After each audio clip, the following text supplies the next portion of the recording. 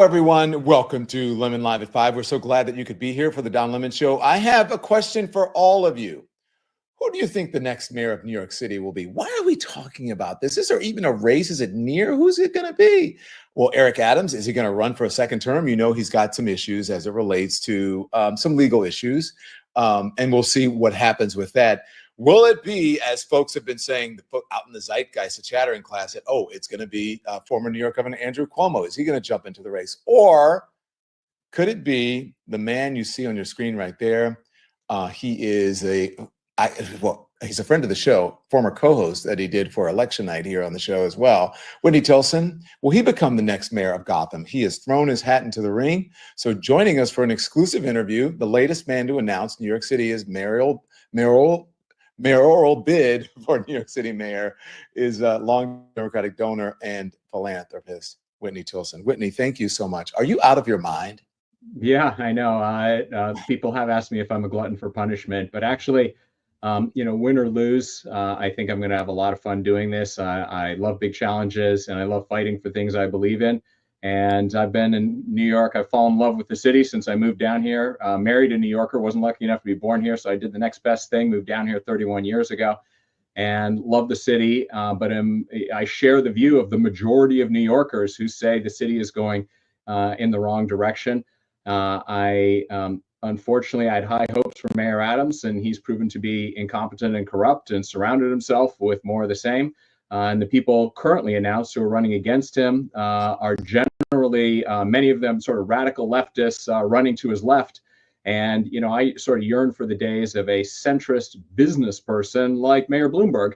Look what's happened to our city ever since, career politicians took over after him. Okay, so let me jump in. Trying to bring that back.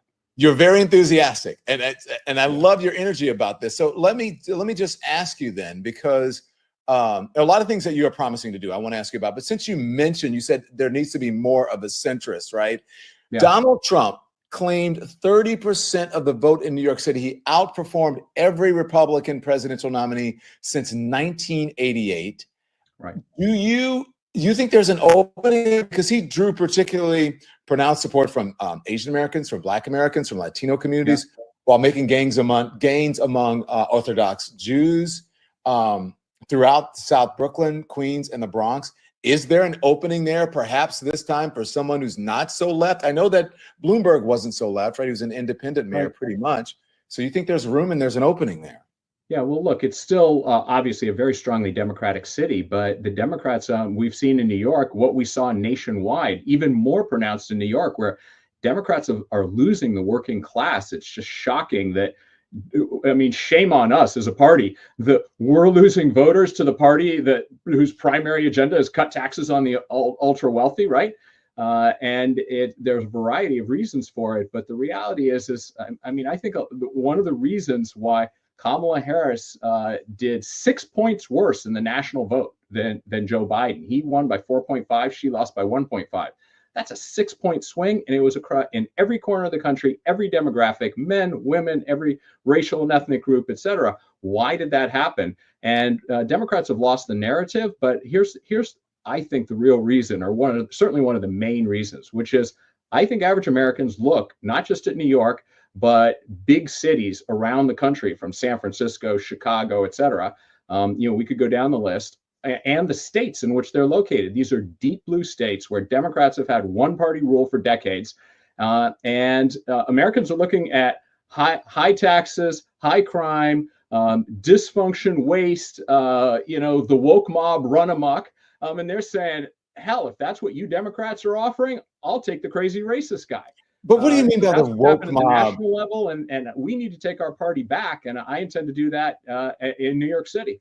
Well, let me ask you this, because we've had this discussion. We've talked about a lot of things on the show. You are a friend of the show, and I love our very honest discussion. When you say the woke mob, because many voters in New York City won't like that title because they know, or that moniker, because they know what woke actually meant. It's been co-opted to mean something that is negative or pejorative.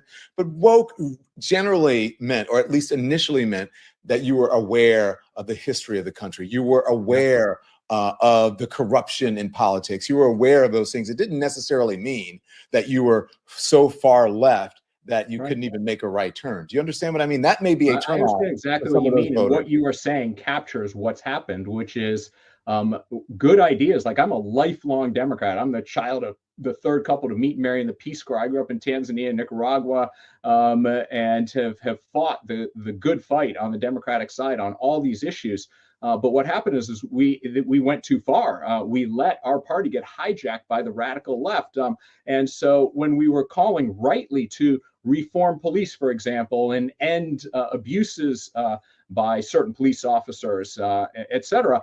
But then you had people going out there holding up defund the police. And I That was said, the no, that's dumbest. I think insane. that Those are was the the three dumbest dumbest words I've thing. ever heard on Okay, the okay, we agree policy on and that. on the politics. We agree on that because I was like, defund the police. Like, are you guys crazy? Like, don't say that.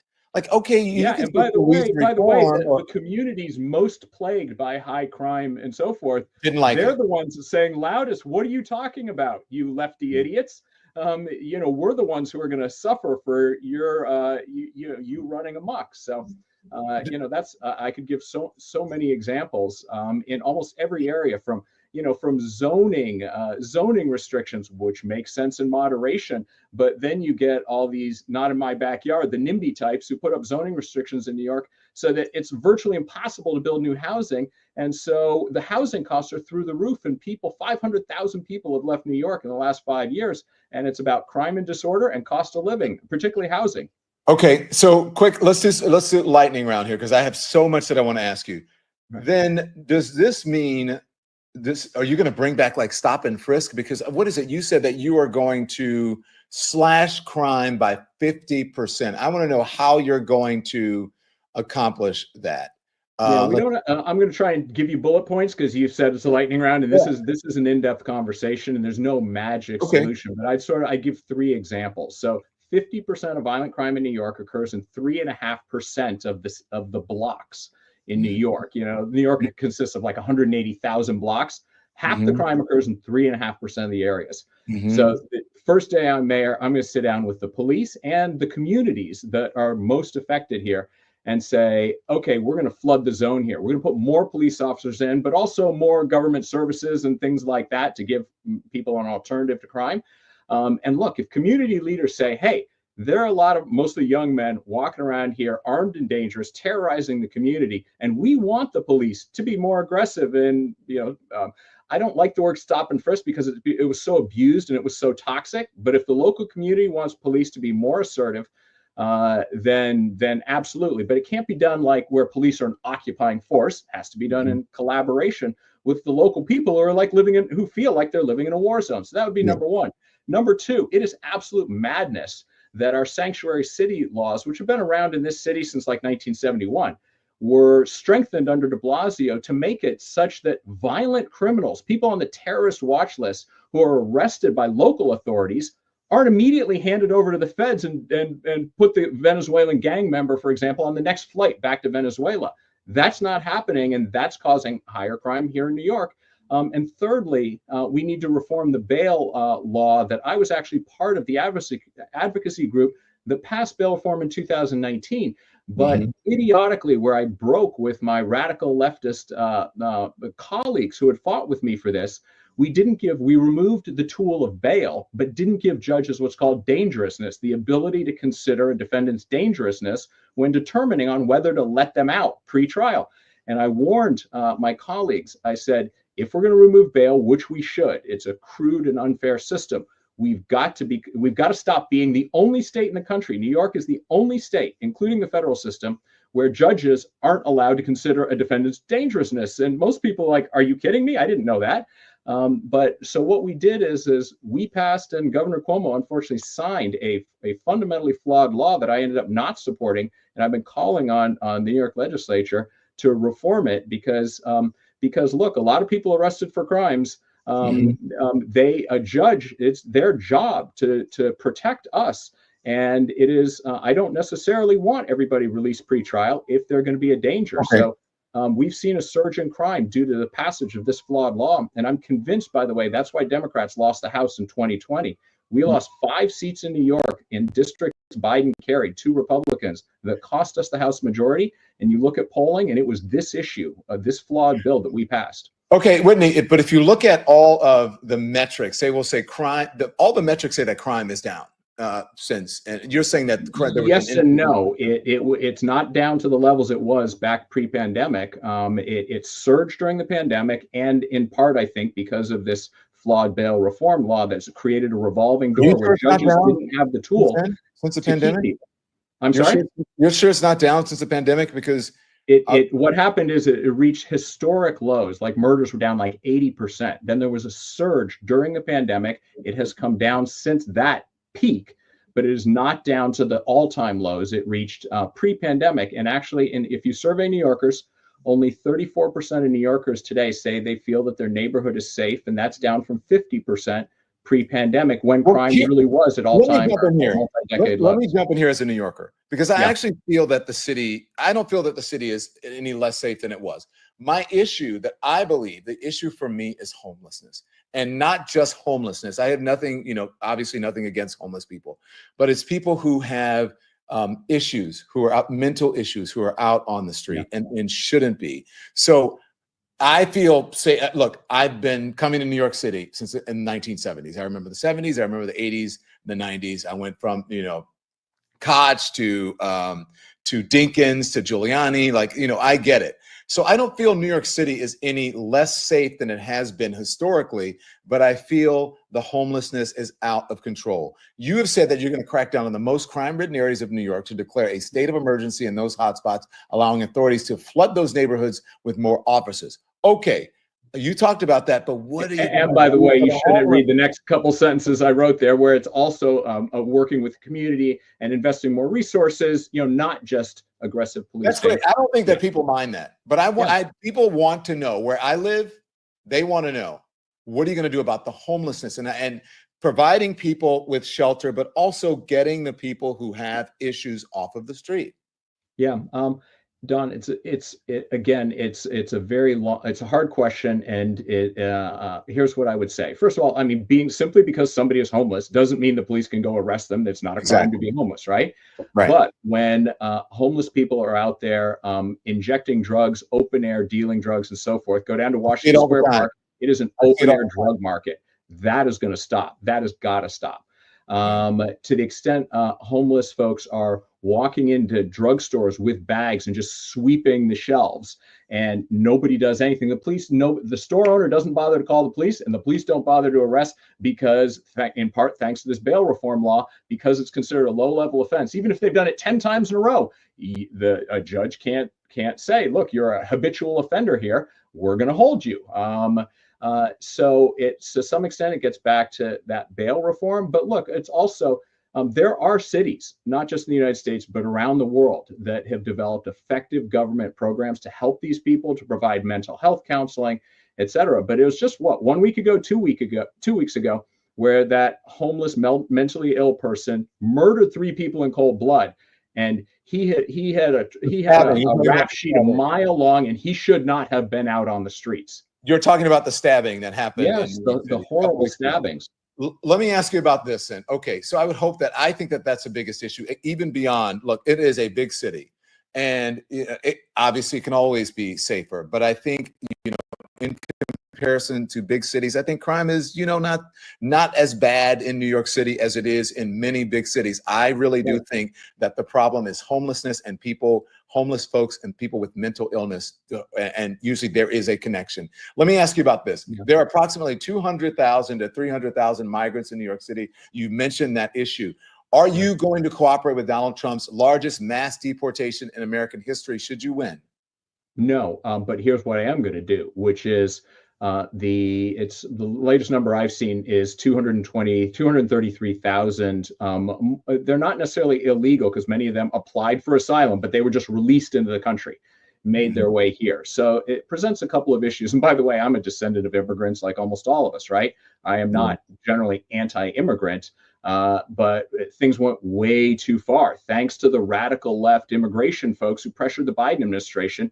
Basically, it was an open border for a few years before Biden, belatedly fixed it. So what's happened here in New York? There are a couple different issues. One is I hope you're sitting down, because most people don't know this. New York is the only city in the country that has what's called right to shelter.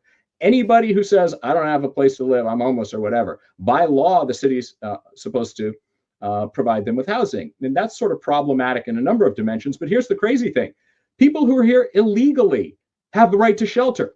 That's madness. This year, we're going to spend $4.7 billion providing various health services, housing, et cetera, to 233,000 asylum seekers. So what would you do with them? You would deport them?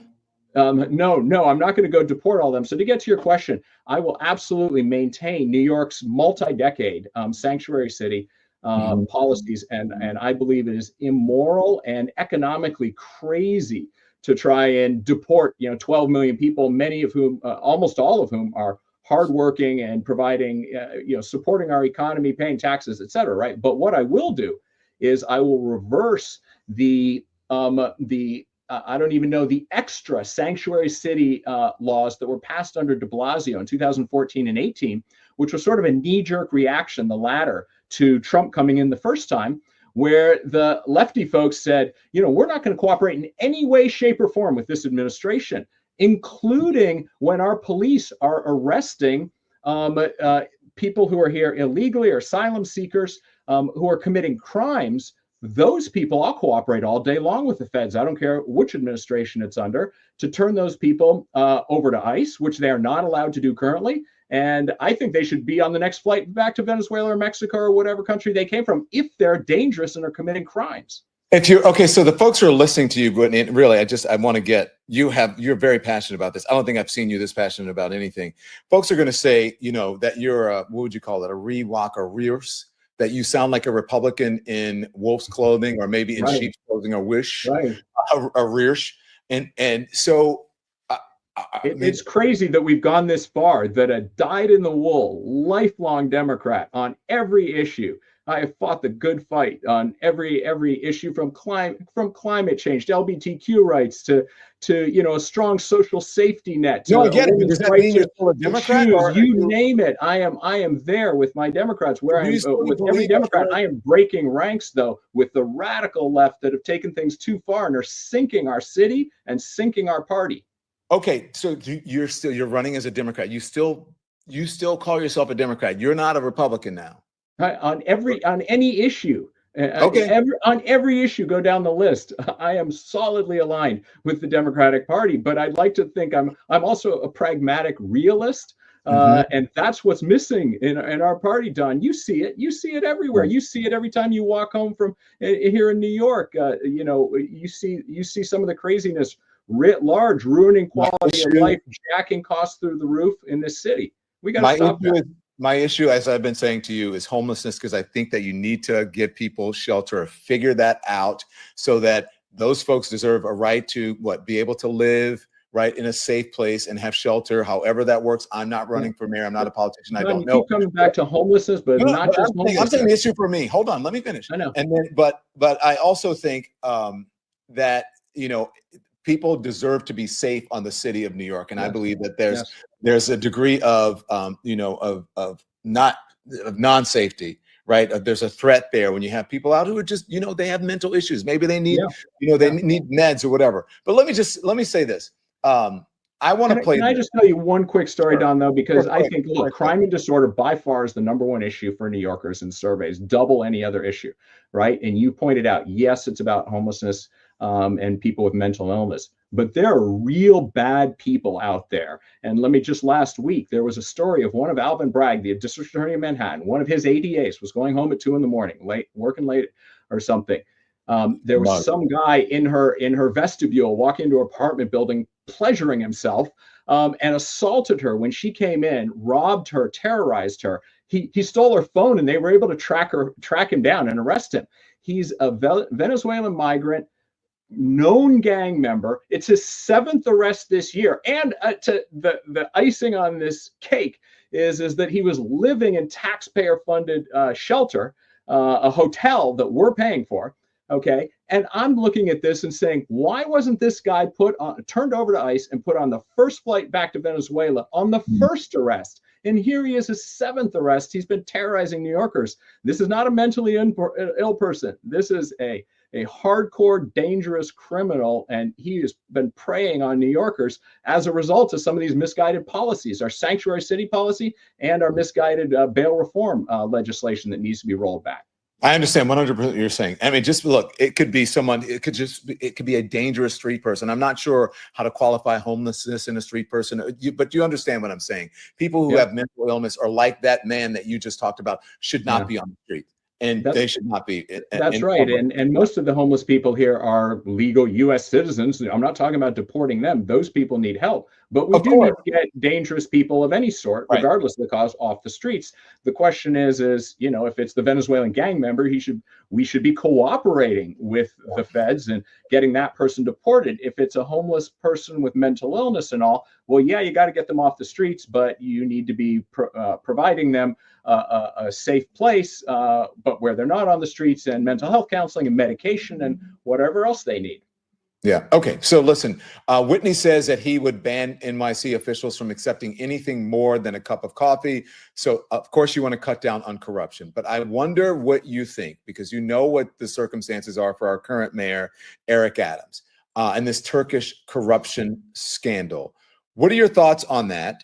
And also, I think that the person that people are saying, oh, he's going to run, he's the former governor, Mayor Cuomo, that he's going to run, but I think he's waiting to see what Mayor Eric Adams does. So what do you make of that whole corruption thing, and why is Andrew Cuomo waiting? He's been saying now that he's getting, his act together, getting his team in place, but not an official announcement. Those two questions. Yeah. Regarding the first, Mayor Adams, on a policy basis, he was actually the best of the lot last time, I think.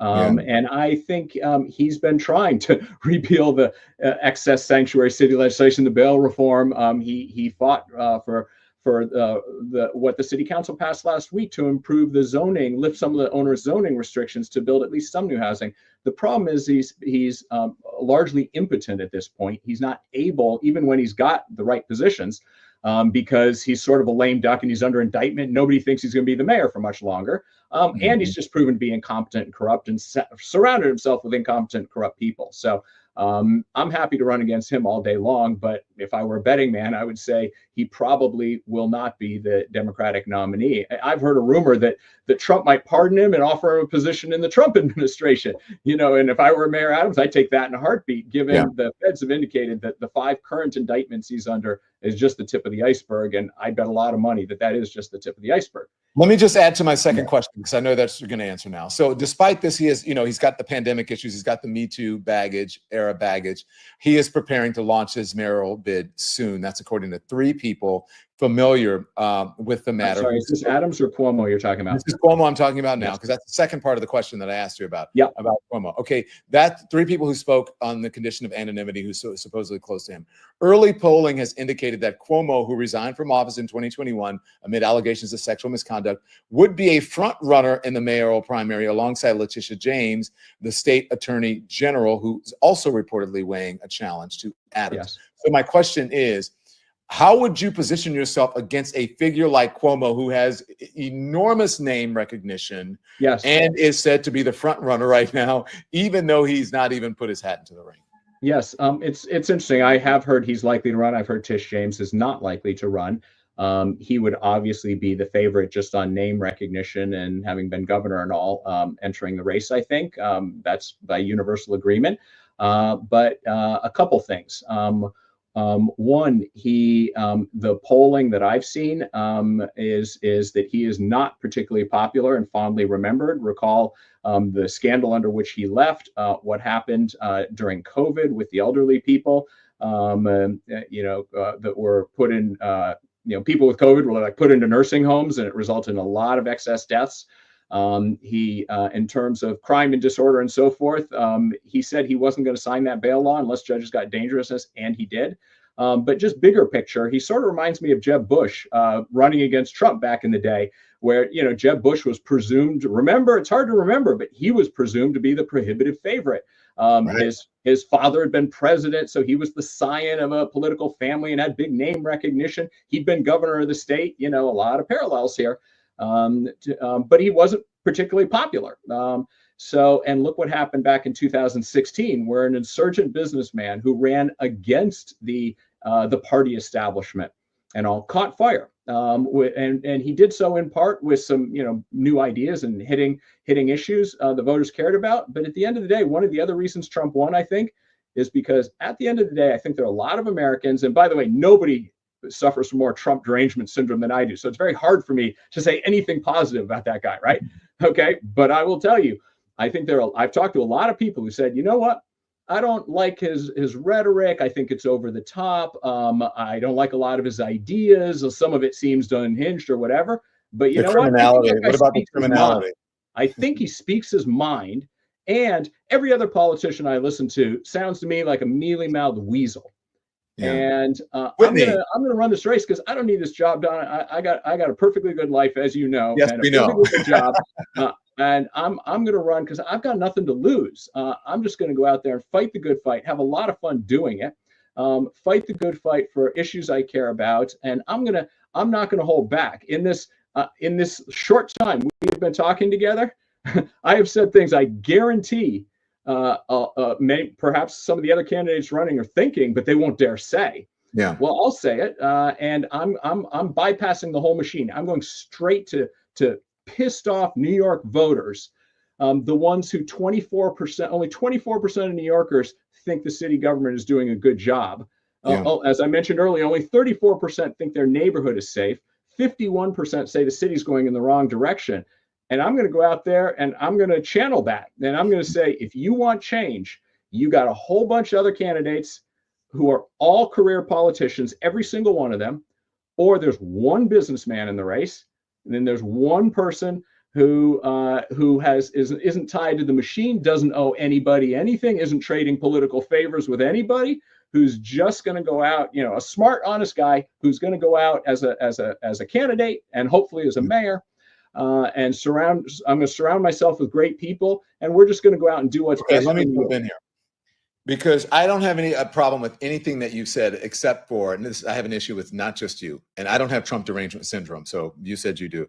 The only thing when people say he speaks his mind is that they don't have a problem with the criminality, and I have a problem with the criminality. The guys are the criminal, and so I have a hard time. I have a huge problem with it. Yeah. So here's my question. I think it's absolutely disqualifying. Like 10 I agree. Different criminal things. We could spend hours, and we have on your show previously talked about how dangerous he is, an existential threat to this country. To this day, I believe that. I'm just saying he proved in the election 3 weeks ago that there is a lane and he proved 8 years ago when he came out of nowhere and took over and bypassed all the career politicians, went straight to the voters by speaking his mind, whether you agreed with him or disagreed with him. A lot of voters respected they spoke his mind. Let me tell you something, and I don't mean to be an asshole, okay? You gotta have when you're doing these interviews, you're gonna have shorter answers. Or these. Thank you. That is feedback I've gotten my whole life. My mom calls it diarrhea of the mouth. So yes. And because you won't let me get in here, and these interviews are going to eat you up because they only have a short amount of time for the interviews. And if you're going to do it, you got to have quick answers that say punchy, that say something. I'm going to stop crime by doing blah, blah, blah, blah, blah, boom, end of story, right? The other thing is that I want to ask you about, look, good luck to you. I think honestly, you're going to have a difficult time if Cuomo throws his hat into the ring. Cuomo is beloved by the Black community still. They still love him. He's going to go to church. He's basically going to preach, and they're going to go, amen. They're going to they love Andrew Cuomo. I'm just saying. I know. The other thing is, so we can talk about that at another time. Do you feel any vindication? This is the last question for you. Do you feel any vindication, because you were one of the first people saying Joe Biden needs to drop out and give someone else a runway to run, or it's just going to end badly? Is there any vindication in that? No, not at all. You think we got thrashed 3 weeks ago, and we did. It would have been much worse if Biden had been the candidate. We would have lost all 4 Senate seats for sure in the 4 states that Biden won. That Trump carried, where a Democrat was able to hold on or take the Senate seat. We would have lost all 4 of those, and we'd be looking 43 seats in the Senate, not 47, for example, and a much bigger deficit in the House. So it's clearly the right decision to have Biden step aside. What I fought so hard for, and you know this because I was live on your show talking about it, is I worried, but that exactly what happened was going to happen, which is by simply anointing Harris as opposed to running a mini primary, that candidate might be rejected as someone who was appointed by the party bosses for that reason. But also, if given, there was no question, whoever was the outsider candidate was going to win this race. Yeah. And it was virtually impossible for her to run as an outsider because we picked the candidate who was most closely tied to the current administration, which was deeply unpopular. Yeah. Right. So Harris had she was almost an impossible situation from the beginning. And then, unfortunately, she didn't even try to run as an outsider, which was the only strategy for her to win. Okay. Build a wall. Make America great again. I'm telling you, make it short. But look, I love what you're saying. Honestly, I love what you're saying. And if you do everything that you're saying, I think New Yorkers would be better off for it. Good luck to you. I hope that we talk throughout this, and we'll see who those are heading to the ring next. I think you've got Michael Blake, Maya Wiley, right? You and possibly there's Cuomo. Scott Stringer, there's Brad Lander, there's an independent, Jim Walden running. Yeah. There are a lot of folks out there, but actually there is a betting site for who will be the Democratic nominee. And I'll tell you, you are correct. Cuomo is the favorite, but he only is 22% likely to win. That's not a polling number. That's a likelihood of winning. In other words, there's not a single candidate in the race, even the undeclared candidates like Tish James, who has more than a 1 in 5 chance of winning, according to a real money betting site right now. So it's a wide open field. So okay. I think that it's a ripe opportunity for a sort of outsider insurgent campaign like mine. Whitney, you said that you had to get a plane and you wanted to give me the first interview, and then we were going to spend 20 minutes. I think we've done 35, but I really appreciate it. And I wish you the best of luck. Come back early and often. Okay. Thank you, Don. It's a pleasure. Thank you very much. And happy Thanksgiving to you. I appreciate it. You too. Thank you. Thanks for watching, everyone. Make sure you hit the like button. It helps us with the algorithm. And also, we'd love for you to become a subscriber. So hit that button, too. We're live every day at 10 a.m. Eastern Time and 5 p.m. Eastern, so there's plenty of content for you to check out.